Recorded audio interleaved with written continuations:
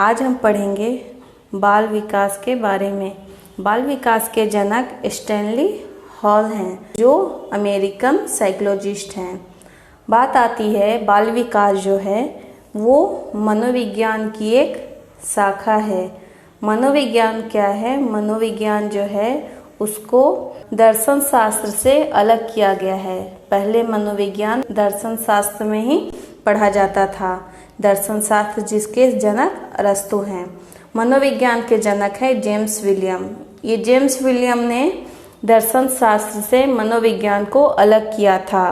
पहले में मनोविज्ञान को दर्शन शास्त्र में ही पढ़ा जाता था और फिर बाल विकास के फिर जनक आते हैं स्टैनली हॉल।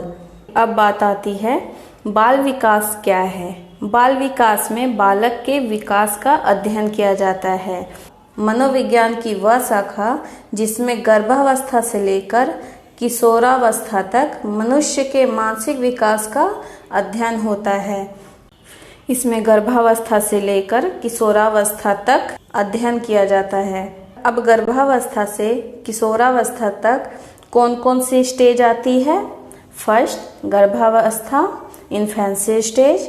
दूसरा शैशवावस्था, सेंसरी मोटर स्टेज। तीसरा बाल्यावस्था, चाइल्डहुड स्टेज। और चौथा किशोरावस्था, एडोलेसेंस। बाल विकास का अध्ययन अमेरिका में पहली बार हुआ था 1893 ईस्वी में। बाल विकास की शुरुआत या जन्मदाता हैं स्टैनली हॉल। ये सवाल काफ़ी बार आपके सीटेट पेपर में पूछे गए हैं, तो इसका ध्यान रखिएगा और एक एक पॉइंट नोट करते चलिएगा।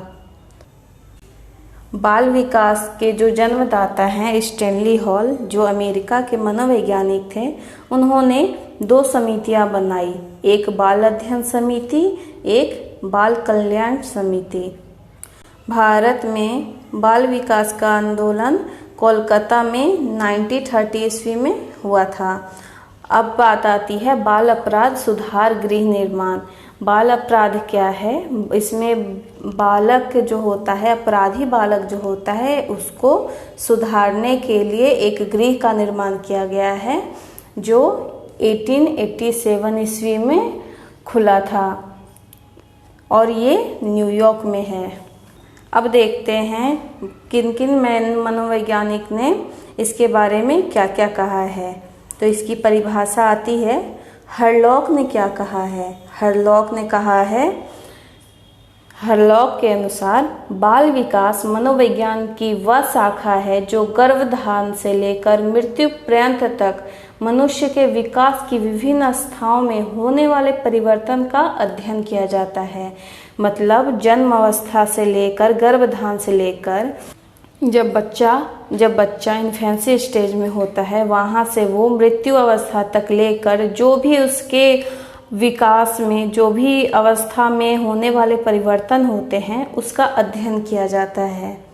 अब आती है क्रो एंड क्रो ने क्या कहा। क्रो एंड क्रो ने कहा, बाल मनोविज्ञान वह वैज्ञानिक अध्ययन है जो व्यक्ति के विकास का अध्ययन गर्भकाल के प्रारंभ से किशोरावस्था के प्रारंभिक अवस्था तक करता है। किशोरावस्था कौन सी स्टेज है? 12+। इसमें 12+ के बच्चे आते हैं।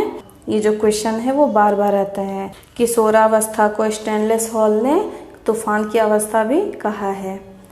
फिर आते हैं जेम्स ड्रेवर। जेम्स ड्रेवर के अनुसार बालक मनोविज्ञान वे मनोविज्ञान की वह शाखा है जिसमें जन्म से परिपक्व अवस्था तक विकसित हो रहे मानव का अध्ययन किया जाता है। इन्होंने भी सेम बात बोली है। ये परिपक्व अवस्था जो है वो एडोलेसेंस की ही बात कर रहे हैं। ये किशोरावस्था तक विकसित हो रहे मानव का अध्ययन किया जाता है। अब बात आती है अभिवृद्धि और विकास की। अभिवृद्धि क्या होता है और विकास क्या होता है, इसमें बहुत डिफरेंस है और ये आपसे बहुत बार आपके सीटेट क्वेश्चन में पूछे जाते हैं। अभिवृद्धि जो है वो बाह्य होती है और विकास जो होता है वो आंतरिक होता है। अब कैसे होता है? बाह्य इसलिए होती है कि अभिवृद्धि जो होता है इसमें हो रहे बदलाव या परिवर्तन को आप देख सकते हैं। जैसे बच्चों का लंबाई में बढ़ना, शरीर का फैलना, दांतों का बढ़ना, बालों का लंबा होना, ये सारी चीज़ें अभिवृद्धि में ही आती हैं। लेकिन विकास जो होता है वो आंतरिक होता है। जैसे अगर लंबाई बढ़ रही है तो उसमें शक्ति कितनी बढ़ रही है, दांत अगर बढ़ रहे हैं तो उसकी मजबूती कितनी बढ़ रही है, अगर उसमें ये परिवर्तन हो रहा है तो उसे आंतरिक परिवर्तन कहते हैं, जो कि विकास का एक एग्जाम्पल है। फिर जो है मापन, अभिवृद्धि जो है उसका मेजरमेंट हम कर सकते हैं। जैसे अगर लंबाई में बढ़ रहा है तो उसे हम नाप सकते हैं कि कितना बढ़ रहा है। वजन में अगर बढ़ रहा है तो कितना बढ़ रहा है वो भी नाप सकते हैं। दांतों के जब जो छोटे बच्चे होते हैं उनकी दांतों की जो संख्या होती है धीरे धीरे बढ़ती रहती है। पहले 1 होता है, फिर 2 होता है, फिर 32 के 32 दांत आ जाते हैं।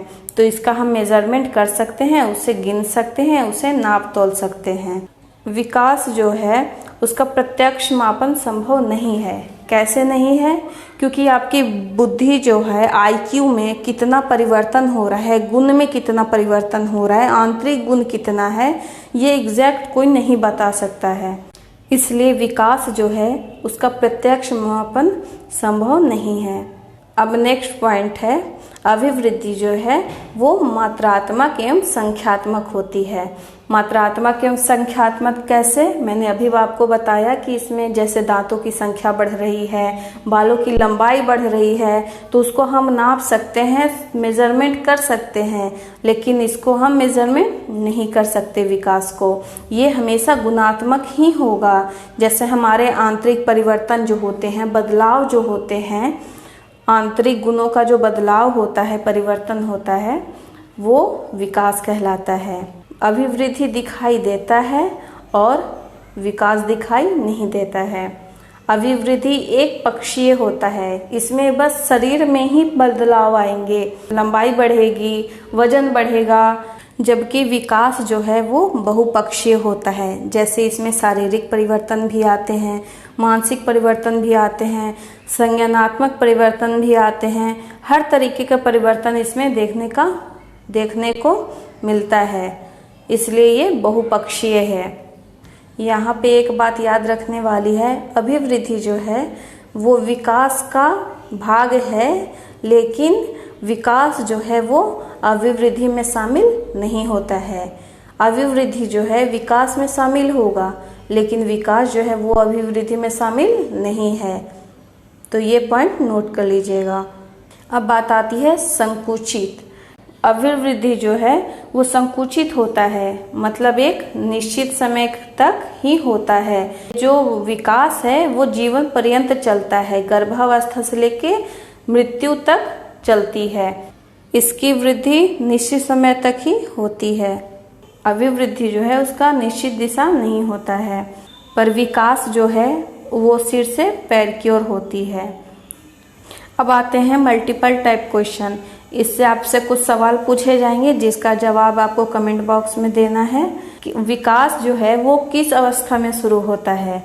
A उत्तर वाले अवस्था से, B प्रसव पूर्व अवस्था से, C शेषावस्था से एंड D पूर्व वाले अवस्था से। इसका जवाब आप कमेंट बॉक्स में ज़रूर दें और वीडियो कैसा लगा ज़रूर बताइएगा। And thank you for watching my video.